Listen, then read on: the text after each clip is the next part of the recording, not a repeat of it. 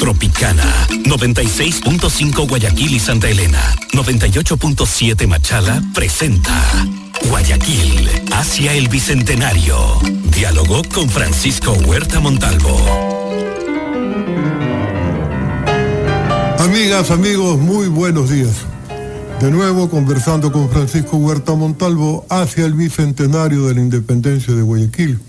Y ahora, inaugurando con Miranda, el gran prócer venezolano, continuamos con Villamil, hablando de los temas inherentes al proceso revolucionario de independencia de América Latina, que tiene en el Ecuador algunas piezas claves, como precisamente el 9 de octubre de 1820.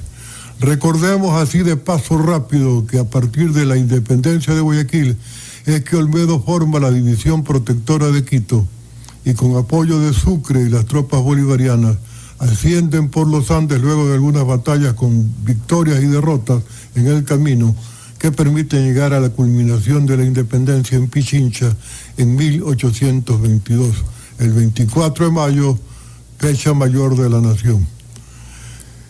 ¿Quiénes son los precursores de este esfuerzo? Por supuesto que Espejo. El 10 de agosto de 1809 es un producto de la inspiración de Eugenio Espejo, el gran precursor ecuatoriano. Pero si no hubiese habido 9 de octubre, no había Pichincha. Entonces tenemos que entender todos los sucesos como un proceso de independencia. No es que esto se dio tal fecha, sino que comenzó a andar la voluntad de ser libres a partir de las primeras manifestaciones en Quito con la revolución de las alcabalas, primeras insurrecciones, y luego vamos viendo todo el proceso a partir de sus actores.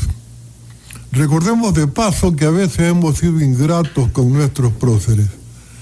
Pensándolo despacio luego de grabar el programa sobre Miranda, no tenemos ninguna calle que se llame Miranda.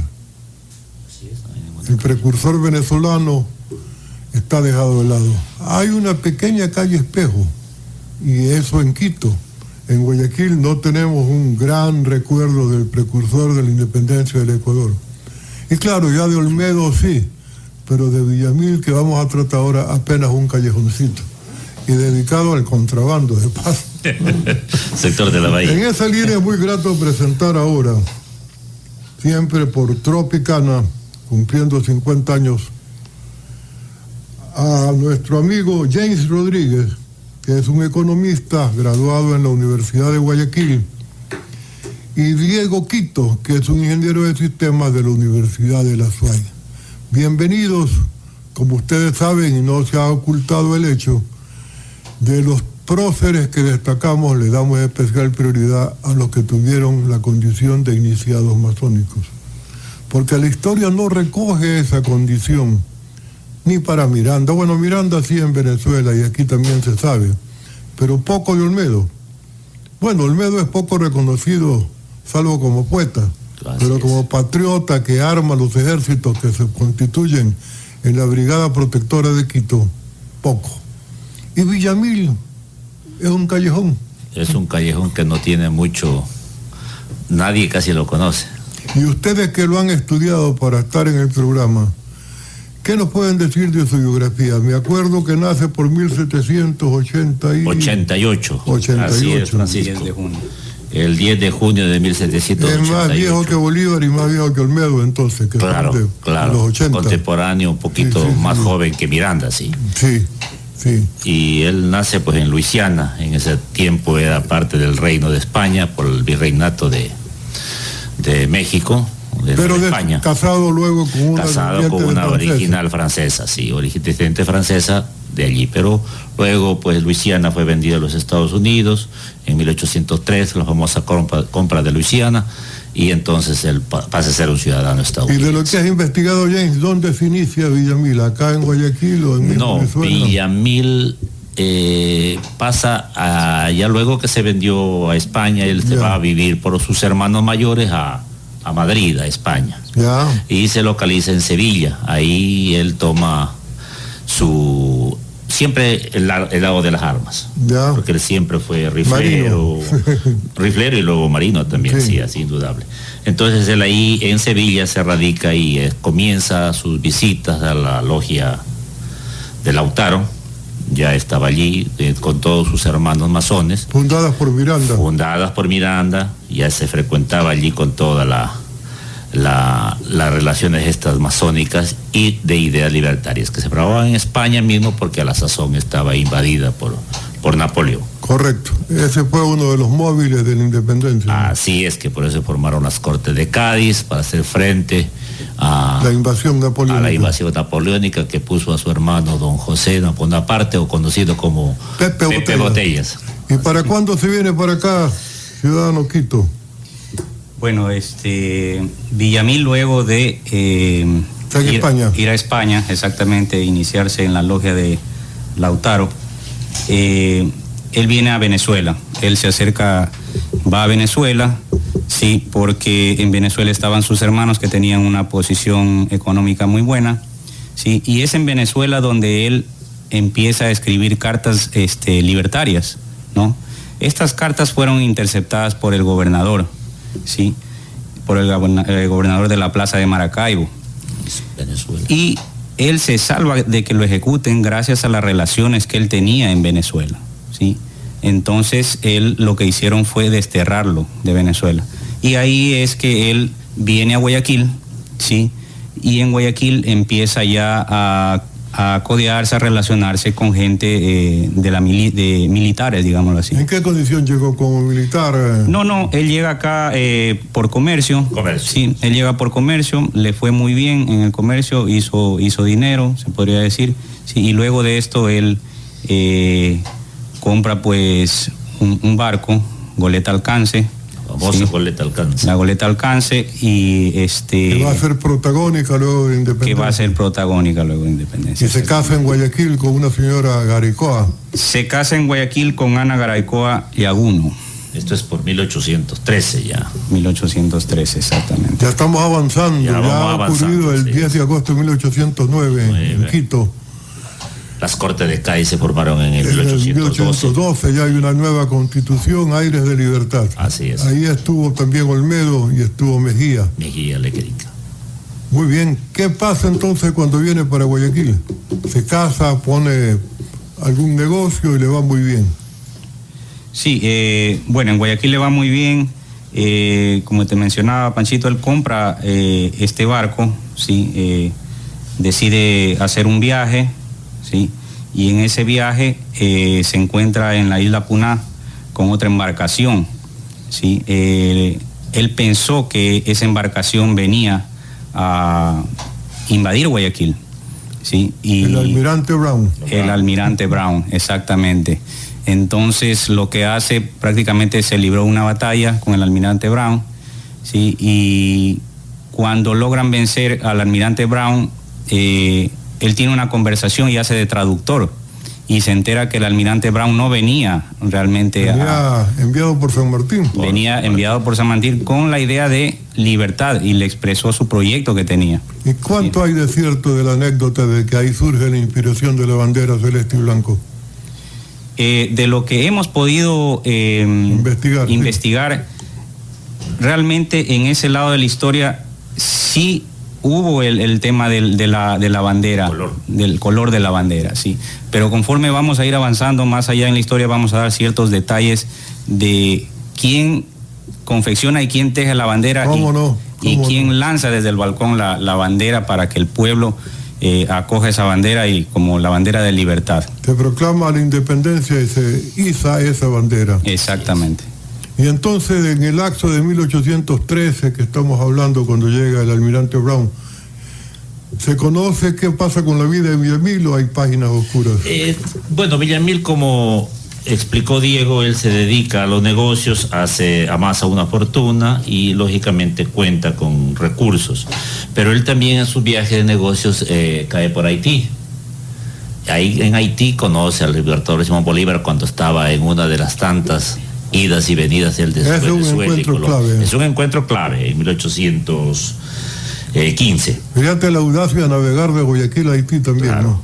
Claro, Haití ya había tenido su independencia, ya había hecho la declaración, fue una de las primeras colonias Pero no había canal de Panamá, no había, pues, por tierra, dejaban el barquito. Dejaban el barco y pasar al otro lado me lleva a otro barco.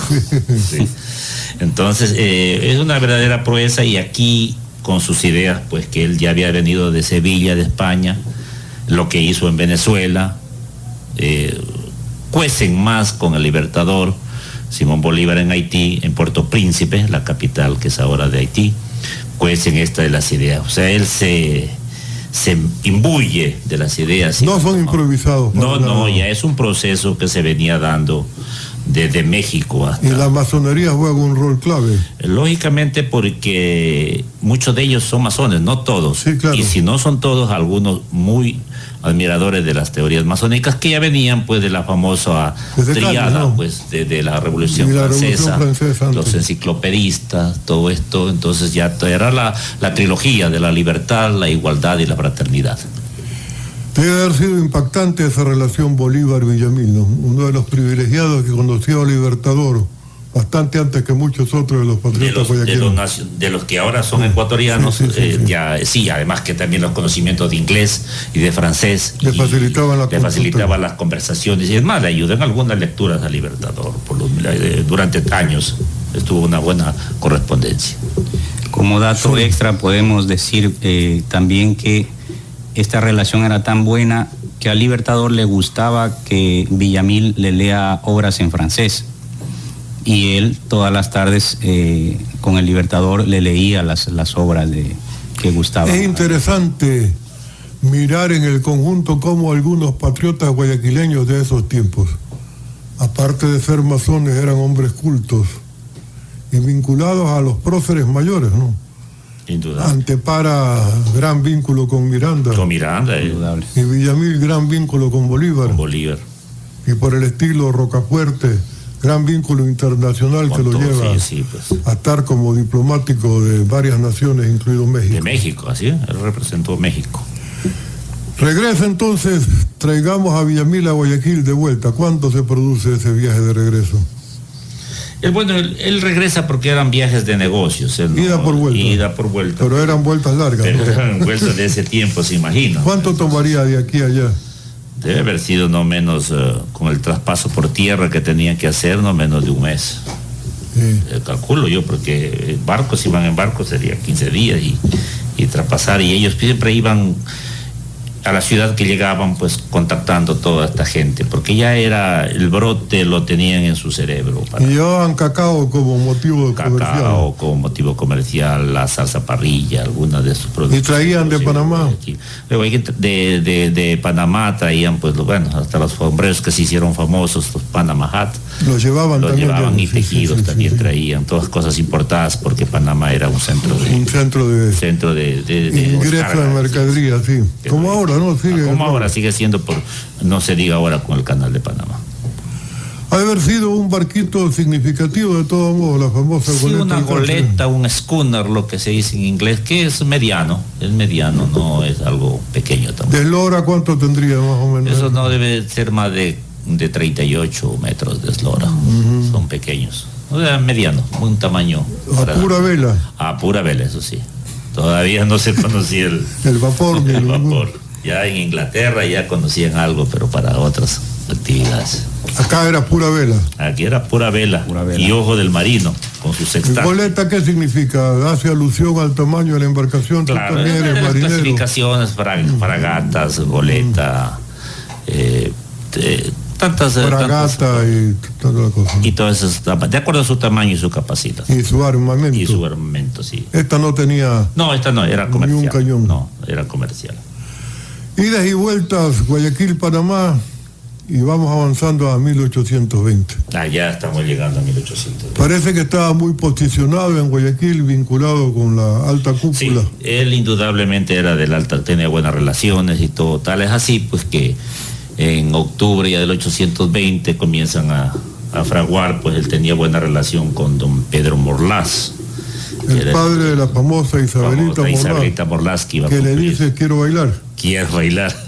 Y que iba a cumplir su fiesta, hacer su fiesta, pues y ahí urden todo este tramado que lo vamos a seguir. Parece que le cuentan a Antepara y Antepara dice convoquemos a los amigos venezolanos. Ya habían llegado por ya habían llegado Numancia, ellos, ¿no?, del batallón Numancia, porque ellos eran unos realistas, pues, que se abrieron. Sí, como casi todos. Como casi todos los que comenzaban a presentarse, y por eso es que la revolución del 9 de octubre se facilita, ¿no? Es incruenta. Pero sí hubo unos cuantos muertos, ¿no? Bueno, dicen que de tropa ha habido muertos. Sí, hubo una investigación reciente que establece, por cuenta de unos archivos encontrados en España, unos 18 muertos. 18, bueno. Sí. Había pensado que era menos, pero... Sí, porque hay la resistencia. Era Magallar. Esa es la historia. Magallar resiste y lo matan. Resiste y lo mata. Se da para atrás. Sí. Pero la tradición se hizo que fue una revolución incruenta. Incruenta, sí, así es. Pero hubo alguna resistencia, ya se ha establecido eso, según un informe de un coronel cuyo nombre no recuerdo este instante, pero que se encontró en los archivos de España. Está bien. En esa línea se da la famosa reunión que Antepara bautiza como la fragua de Vulcano. La fragua de Vulcano, así es. Se conspira y se decide adelantar la fecha porque parece que estaban descubriendo las cosas ya. Es por eso también que José Joaquín de Olmedo no estaba en esas reuniones, porque él es el cerebro indudable de todo esto con los otros, pero él no está en esa reunión, ni tampoco en el 9 de octubre. Él no está, porque él estaba ya muy perseguido por los delegados del virrey de Pezuela acá en... Él estaba fichado desde Cádiz, ¿no? Ya lo tenía fichado, porque ya cuando se regresó y el poco apoyo que dio soporte a Fernando VII, entonces ya no estaba en buena aveniencia con los españoles. Sin embargo, hay documentos también recientemente encontrados en las actas del Cabildo que prueban que hasta el último había una manifestación de actitud realista, ¿no? Defensa del rey. Podría ser una cobertura, no sé, pero... Casi que es brusca la transición, ¿no? Claro, porque todo eso ya estaba dándoles a ellos como aviso de que ya se acercaba el tiempo. Y fíjate que otros que están invitados a presidir la revolución dicen: yo no puedo porque yo soy graduado militar en España. Claro, esa es la disyuntiva, que pongámonos en el cuerpo y la mente de ellos. Por supuesto, en ese momento, ¿no? Un poder que ustedes saben, Guayaquil tendría 15.000, 20.000 habitantes, y el virrey de Lima, que ya sabía que esto se venía, mandó una delegación de 1.500, o sea, casi el 10%, o sea, 200 de aquí y 1.300 que tenemos. Y eso que se producen sucesos en España que obligan a detener el envío de un batallón por la sublevación del general Riego. Así es. Riego, hermano masón también. Estaba en el otro lado de la orilla. Cuidado que no queremos atribuirle todo el hecho histórico a la masonería, pero no podemos negárselo tampoco, ¿no? O sea, hay que dar el peso justo. Y no se necesita inventar ni hacer vínculos que no existen, porque tiene gloria suficiente como para no necesitar artificios. No aumentar épicas hazañas que no se dieron. Y saliendo un poquito del tema histórico, Diego, ¿cómo ves esta vinculación de estos personajes con la orden? ¿Cómo te suena esto en relación a las juventudes contemporáneas? Es muy importante el tema de cómo estos personajes que están vinculados a la masonería aportaron con ideas para la libertad de Guayaquil, ¿no? Hoy en día hay mucha juventud, ¿sí?, que tiene ideas libertarias, pero que están un poquito distorsionadas muchas veces, ¿sí?, que simplemente a veces se dejan hasta usar, podremos decirlo. ¿Tú cuántos años tienes, Diego? Tengo 36. ¿Ya tienes graduado unos 10 años? Sí, aproximadamente unos 10 años. ¿Libre ejercicio profesional? No, trabajo actualmente para Camposantos del Ecuador como líder de tecnología, y ahí es donde me desempeño. Pero tienes independencia económica como para opinar libremente. Sí, sí. Y en ese libre ejercicio de la palabra, tus amigos, tu generación, ¿intercambian ideas sobre políticos? Hay tanto desprestigio que ya no se habla. De todo hay en la viña del Señor, dicen. Sí, tengo grupos con los cuales intercambio bastante conversación de estos temas. ¿Estos días al menos? Sí, estos días que ha sido un poco más movido el asunto, pero este mes hay grupos también que prácticamente no como que no les interesa mucho. Están dedicados a lo suyo. A lo suyo y punto, sí. Pero se les cae el país encima y ahí van a decir por qué no hice algo, ¿no? Exactamente. Si estos jóvenes que lo eran, de los que estamos hablando, Villamil, ¿cuántos años tendría para el 20? El 88, 12 y 20, 30 años, 32 sí, años. Muy joven. Olmedo, cuarentón. O sea, estamos hablando de esa edad, entre 30 y 40 años. ¿De tu edad? Sí, aproximadamente. Sí. Y ya manejando haciendo procesos muy importantes para la vida, ¿no? Trascendentales.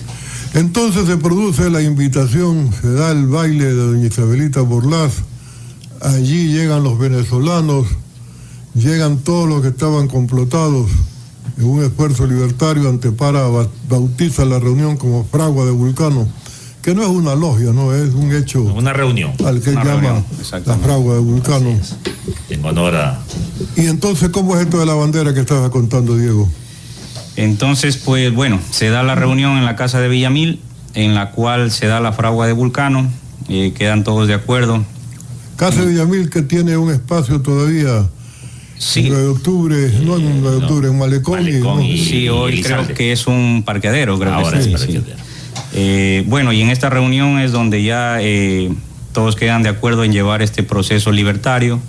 Sí, se comprometen también. Se comprometen también en esa reunión. Hay un juramento, una especie de juramento. Exactamente. ¿No? Y es justamente la esposa del general Villamil quien confecciona la bandera. Ana Garaycoa de Villamil. Ana Garaycoa es quien confecciona la bandera con los colores, sí, y quien lanza la bandera desde su balcón hacia el pueblo. Y ¿Quién le da el diseño? El diseño... ¿Es de Olmedo? Es de Olmedo. Todas las ideas libertarias. Como la letra del himno y la Constitución. Sí, la Constitución. Exactamente. El reglamento provisorio. El reglamento provisorio famoso. Y es ahí donde el pueblo abraza esta bandera como el símbolo de la libertad que se iniciaba justamente en Guayaquil y que después se iba a regar por todas las ciudades de lo ¿Han que hoy podido verificar con qué bandera pelea Calderón en Pichincha? Bueno, es claro que él pelea con la albiceleste, con la blanca y la del Yaguachi, la del batallón Yaguachi. Porque con esa ellos entraron, las tropas de Sucre izquierdos, las tropas de Sucre, colombiana. Con la colombiana, lógicamente, que era la tricolor que ahora tenemos. Pero el joven héroe Abdón Calderón, él lucha en su mano, la de la famosa leyenda o historia leyenda, con su bandera celeste y blanca. Sí, vale la pena reafirmarlo porque a veces se trastoca y dicen que era con la bandera del Ecuador. Sí, muchos libros de escuela nosotros enseñaron que era con la tricolor, pero no hay que desmerecer ni lo uno ni lo otro. Es que no se trata es cuestión de historia. Sí. Tenemos que ubicarnos cómo era el contexto, pues ya se había declarado la independencia el 9 de octubre de 1820 en esta madrugada, que era un lunes, creo, si mal no recuerdo. Entonces, ya se propia como del pueblo guayaquileño, de la provincia libre de Guayaquil, no había Guayas todavía. Entonces van avanzando por Yaguachi, San Borondón, Bodegas, Guachi, donde los derrotan. Claro, donde lo derrotan, cerca de Riobamba y todo eso. Entonces tienen triunfos y derrotas en el proceso. Es más, ahí va Villamil también. Y eso es muy importante, él va como, por eso después él lo ascienden. No era solo marino. No. Era de infantería también. Hasta llegar a ser general, pues Simón Bolívar creo que le da, San Martín le envía una parte cuando va a reportarle al Lord Cochrane. El famoso Guayaquil por la patria. Guayaquil por la patria. O sea, comprendiendo el proceso, cómo se dio. O sea, no hay que desmerecer ni tampoco es motivo de dividirnos. No. Es cuestión de que es un proceso en su conjunto. Yo estoy leyendo un libro que tuvo la gentileza de pedirme que le prologue el general, vaya, se me fue el nombre, Pepe Gallardo. José Gallardo, sí. Sobre Olmedo. Y dice que el Ecuador es ingrato con Olmedo. Yo diría que porque no es solo un héroe de la independencia de Guayaquil, sino que las cartas que intercambia con Sucre en todo el proceso de la constitución de la Brigada Protectora de Quito. De la División Protectora. Y manteniéndola financiada, y necesito mulas, ahí van, necesito gente, ahí va. Y cómo le va, no se meta por ese terreno que en invierno peligroso. Es decir, un estratega militar también, Olmedo. Olmedo. Bueno, tenía también, no olvidemos que los principales, José Joaquín de Olmedo, José de Villamil, y los venezolanos Claro, Antepara, Letamendi. Entonces, ellos son los 4 pilares fundamentales de la revolución y del avance de la revolución hacia liberar la presidencia. Sí. Desgraciadamente ahí se nos muere Antepara, que es otro que está sin el reconocimiento debido, ¿no? Él tiene mejor nombre de calle en nuestra ciudad. Sí. Una callecita mejor ubicada. Mejor ubicada, más nombrada, aunque sea por el congestionamiento de buses. La avenida Olmedo parece que va a tener un merecimiento.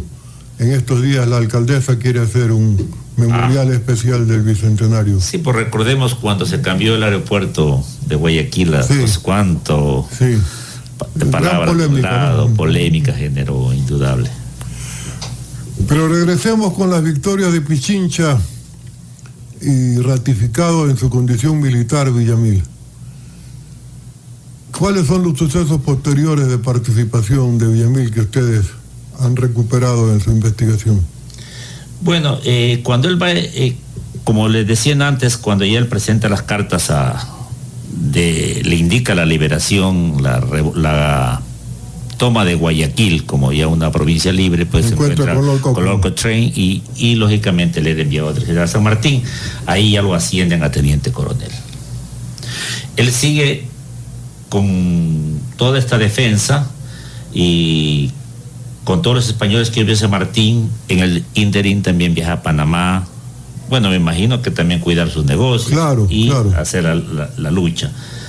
Y lógicamente también forma parte del batallón los colombianos, que ellos era pues por lo que venían, pues teníamos simplemente la identificación de Colombia, que ya estaba ejerciendo Santander y todo eso. Entonces él ahí lo ascienden también a coronel. Él iba ascendiendo en su carrera militar, Villamil, porque iba desempeñando. Él iba con las huestes avanzando hacia Quito. Ayuda también en el famoso episodio un poco oscuro entre la lucha de Colombia contra Perú, cuando viene la batalla de Tarqui, en el nube Portete, y lógicamente pues el Haití sigue ascendiendo. Ahí hay otro hermano masón importante que es el general Lamar. Cuencano de nacimiento. Y primer presidente del Perú. De la hermana República del Perú. Interesante el proceso de la independencia. Como aquí tuvimos nuestro todos juntos, ¿no? Aquí tuvimos un venezolano y pelearon argentinos, colombianos, peruanos. Indudable. Que era un proceso que se levantaba. Era una llama encendida que no tenía. Pero fue trascendente conseguir liberar a Guayaquil para mantener un punto donde Bolívar pudo hacer lo suyo, ¿no? Porque no podían pasar de Pasto. Ahí había un nudo ahí que no podían pasar y era dura la batalla de Pasto que tuvo Bolívar. Pero por ejemplo Guayaquil era muy muy importante. Después en el virreinato de Perú, Lima, lógicamente la capital del virreinato, y la segunda ciudad era Guayaquil. No te podía hablar de otras ciudades, nada Cusco, nada de Guayaquil, porque era un puerto, eran los astilleros aquí, la calidad de la madera nuestra y todo eso, sí. Tenía algunas variables para hacer un sitio conocido. Estratégico. Fíjate que de los primeros consulados norteamericanos en América del Sur, el consulado que se abre en Guayaquil. Si no recuerdo mal, es el 1826 que abre a poco de el gobierno como reconocimiento a Colombia. En ese tiempo era la República de Colombia, o Gran Colombia, que la llamamos eufemística. No era Guayaquil todavía Ecuador. No era Ecuador, pero el primer consulado es uno de los primeros consulados en Sudamérica. Y después, en relación con las Islas Galápagos, ¿qué has investigado, Diego? Bueno, después de formar del grupo de los colombianos que encabezaban, por cierto, sus cuñadas, las Garaycoa. Eran de combate, ¿no? Eran de combate. Sí, bueno, en octubre de 1831 es donde envían una comisión exploradora a las Islas Galápagos para averiguar sobre la existencia de horchilla, que era una planta que utilizaban para tinturar los tejidos. Había un pequeño que se exportaba a México. Insecto allí que generaba el color, ¿no? Exactamente, sí. En las plantas un cierto cactus, ¿no? Exactamente. Sí, y el 14 de noviembre pues se constituyó la sociedad colonizadora del archipiélago de Galápagos, y él denuncia como terrenos baldíos pues la isla de Charles, que después se le denominó la Floreana. ¿Sí? Dejemos hasta aquí este primer segmento. Ha sido muy simpático estar recordando de esta manera todo un enorme proceso que es de los mayores de la historia ecuatoriana. Volvemos en un segundo, no cambie de dial. Amigas, amigos, estamos de vuelta como de costumbre. Oscar Saavedra en los controles, Tropicana cumpliendo 50 años y nosotros esperando llegar al 2020 para conmemorar como es debido lo que esta fecha del primer aniversario antes de un año no pudo celebrarse por las razones que conocemos. Tuvimos que pasar las fiestas para noviembre, pero ya vendrán las de octubre. Pero mientras tanto, conozcamos qué es lo que celebramos. Ya la República está constituida, ya está Flores en el poder. Después de la traición de Berruecos, porque el presidente de este país nuevo, recién formándose, debió ser Sucre. Ese era el propósito de Bolívar, y por eso lo mataron en Berruecos. Él venía para acá, caminando al Ecuador. ¿Qué pasa con nuestro personaje Villamil? A partir del 31 dice que se forma la Comisión de Galápagos y se hace la anexión formal ya desde esa época al territorio ecuatoriano de las islas, ¿o cómo funciona la cosa? Diego. Bueno, después de Galápagos, pues en el año 1832 tenemos un dato interesante. Él era propietario de una botica que junto con José Antonio Roca pues eran las únicas que existían en ese tiempo en lo que es en Guayaquil, en la parroquia de la Concepción. Sí, y en ese mismo año pues se forma el cuerpo de milicias, que era para defender el ataque de los soldados del batallón de Flores, ¿sí? Que se había sublevado, ¿ya?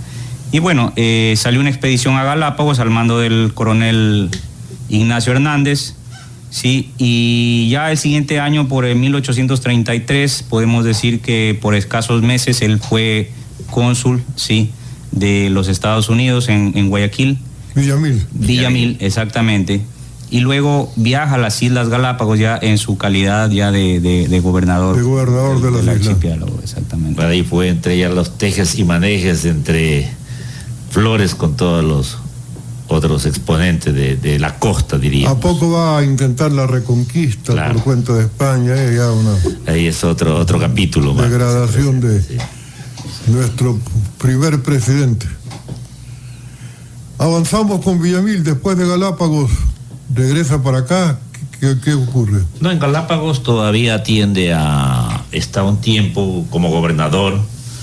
¿Hasta cuándo está en Galápagos? Él se mantiene ahí hasta los 37, por eso también él desempeña un papel importante en la visita, en la llegada del bergantín, el Beagle, que él traía al famoso biólogo y naturalista Charles Darwin inglés, quien venía a investigar todo lo que es la teoría de la evolución. Y ahí le surge, ¿no? Ahí en nuestras Islas Galápagos le surge después, en ese tiempo, observaciones nomás, cómo evolucionan las especies, cómo cambia de una isla a otra isla, el pico de los pájaros, le hace analizar. Hacer entender que evolucionan según el medio, ¿no? Así es, según el medio y las necesidades. Y su famoso libro que apareció en el 1850, del origen de las especies.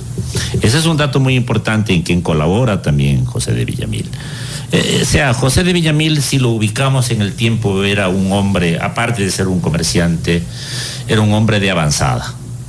Porque a veces ahora, lo que podemos ver en nuestro medio, o somos comerciantes, o son industriales, son empresarios, y nos olvidamos de la sociedad. Pero unidimensional, ¿no? Así es. Y en eso creo que las juventudes, o los de mediana edad como la mía, creo que estamos debiéndole al país.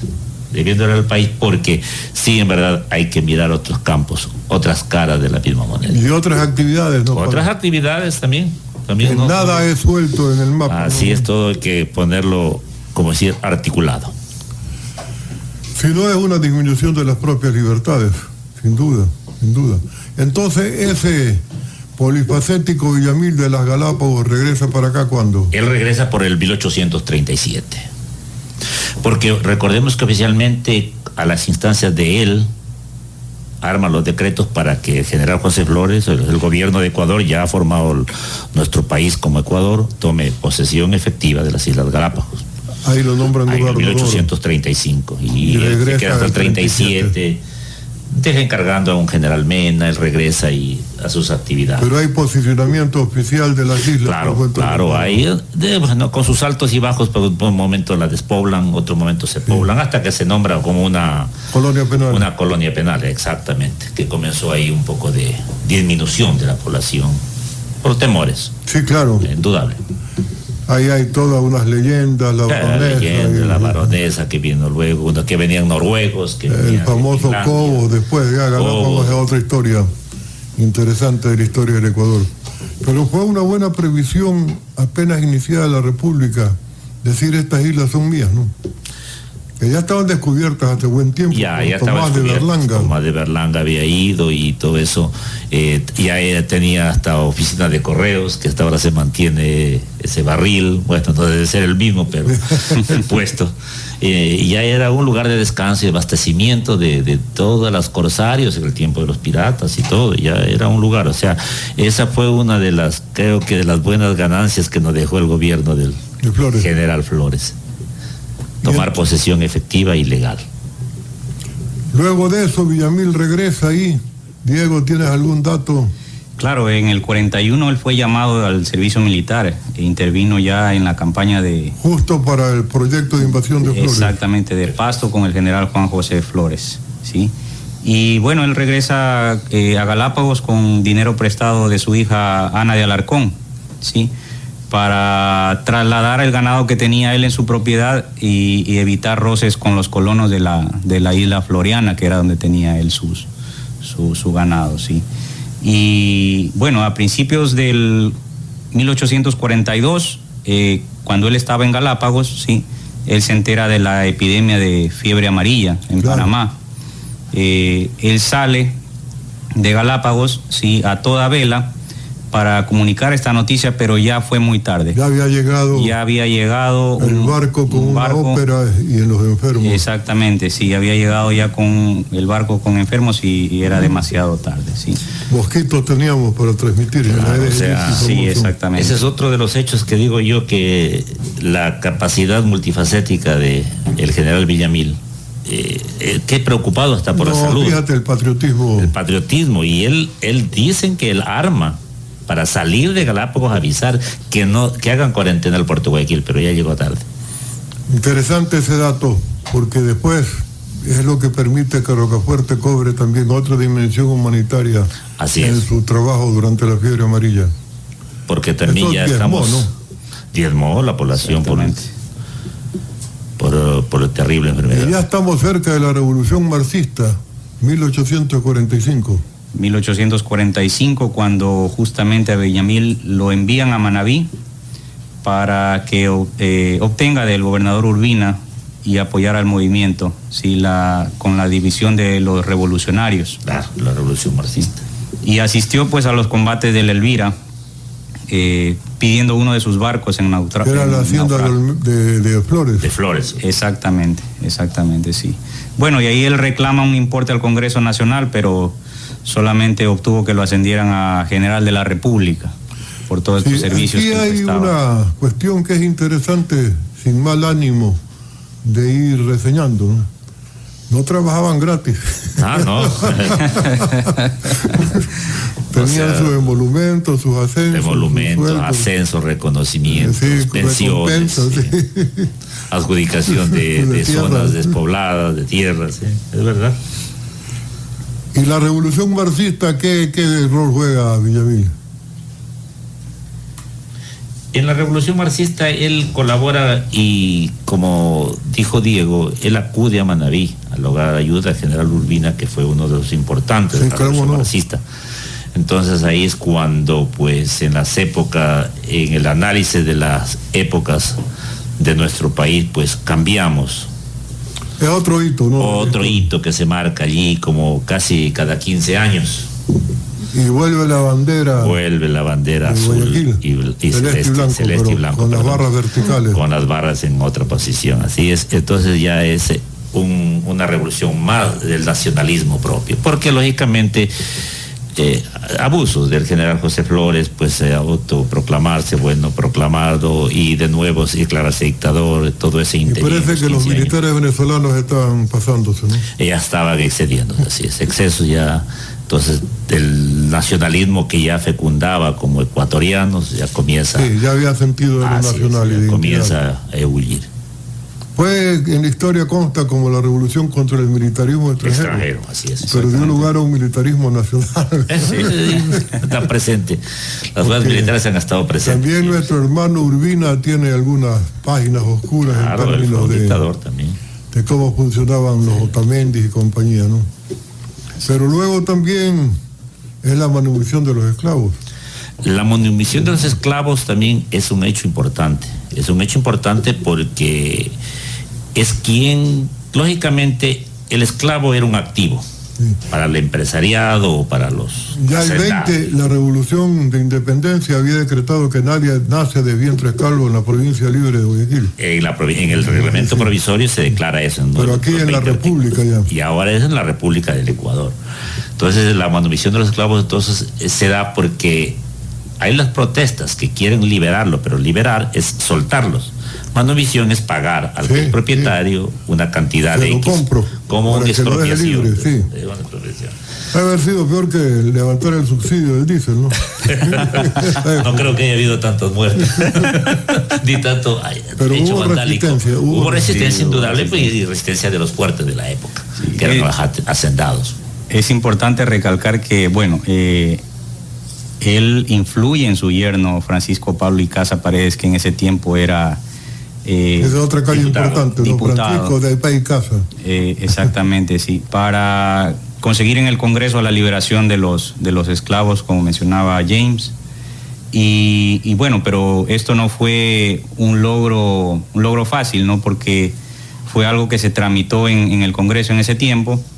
Pero lo importante es que fue Villamil el gestor de la terminación de la esclavitud aquí en el Ecuador. Y el presidente Urbina firmó el decreto. Claro. Y Urbina firmó el decreto. Pero ustedes le atribuyen a Villamil el trabajo, la gestión con el Villamil cuñado. Fue el gestor porque él hizo lo que llamamos el lobbying en la Congreso de la República, no creo que se llamaba Asamblea. Teniendo su cuñado ahí. Su cuñado, el yerno. Él movió el avispero, podemos decir. Pero logró el resultado. Sí, dio los resultados. Sí, porque se logró en 1850 la manutención de los esclavos. Es decir, no eran teóricos de la libertad, igualdad y fraternidad, sino que actuaban. Practicantes. Eran operativos. Es otra lección interesante, ¿no? Claro, es que lo importante, si podemos hablar de la masonería, es que no tienes que ser solo teórico, sino aplicarlo para que la sociedad cambie, la sociedad evolucione. El gran dinamismo de la sociedad a partir de la acción de los hermanos masones. Ya vamos 9 de octubre, estamos viendo 6 de marzo y ni hablar del 5 de junio, 1895. En 1895. Y digamos que hasta después, cuando se dicta el Código del Trabajo con un hermano, el doctor Ayala Cabanilla. Así es, el ministro. ¿Qué pasó después? Bueno, esa es otra historia que no vamos a tocar aquí, pero hay que reivindicar las viejas páginas de gloria. Y creo que hace falta que la orientación de los que creemos en la libertad, la igualdad y la fraternidad siga dando voces, iluminando el Ecuador, porque así hay horas oscuras, ¿no? Así es, Francisco. Pero no nos desviemos de Villamil, luego del 6 de marzo. Ahí quiero regresar y, lógicamente, ya estaba con el gobierno de Urbina.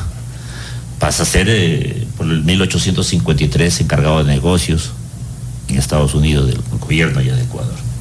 Debe ser uno de los pocos que ha sido cónsul de los Estados Unidos acá. Él fue cónsul y luego encargado de negocios. Embajador del Ecuador en Estados Unidos, porque tenía nacionalidad doble, diríamos. La estadounidense y la ecuatoriana.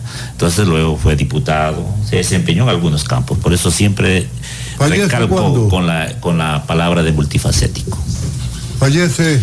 Él fallece en 1850 a los 77 años de edad. 66. A los 77 años de, 77 años de edad, sí. ¿En qué fecha? 1800, ¿no tienen el dato? El dato sí lo tengo, él muere... Acá está. No importa si no importa, pero él muere para esa edad, para ese tiempo de avanzada edad. Sí, pues. Avanzada edad, había retornado de Lima, había estado en Lima. Hay muchos óleos donde se lo ve con una gran barba blanca. Claro. En 1866 exactamente. 66. Ya está comenzando García Moreno a hacer de la suya. Sí, porque se acerca a 1875 cuando lo asesinan a García Moreno. Viene el otro periodo de nuestra república. Sí. Pero sí valdría aprovechar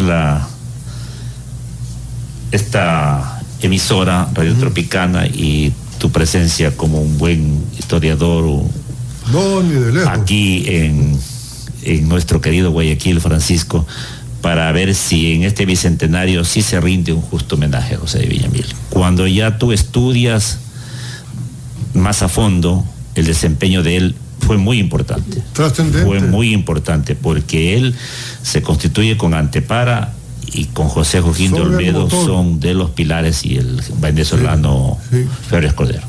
Sí, así es, nosotros tenemos oportunidades allí aunque sea poner ofrendas, ¿no? Así es. Deberíamos. Muy bien, ha sido gratísimo conversar sobre otro de los próceres de la independencia de Guayaquil. Ya vemos que son americanos que vienen de antiguas colonias españolas y van juntándose con el patriciado guayaquileño de esa época y logran un resultado. Pero con una visión de país, porque podía haberse quedado todo el 9 de octubre.